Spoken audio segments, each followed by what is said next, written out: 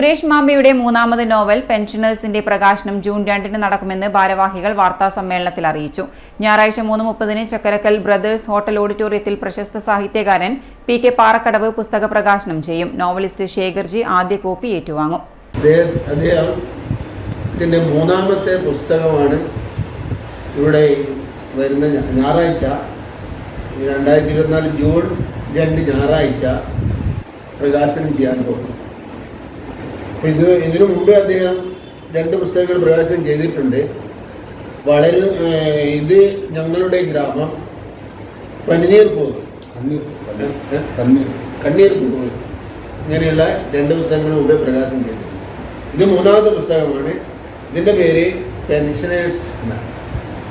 അതായത് ഇദ്ദേഹം KSRTCയിലെ ഒരു ജീവനക്കാരനായിരുന്നു.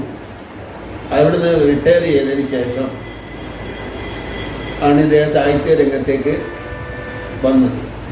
അപ്പോൾ ഈ പെൻഷനേഴ്സ് ഈ KSRTC ജീവനക്കാരുടെ ജീവിതവുമായി ബന്ധപ്പെട്ട കഥ പറയുന്ന ഒരു നോവലാണ്.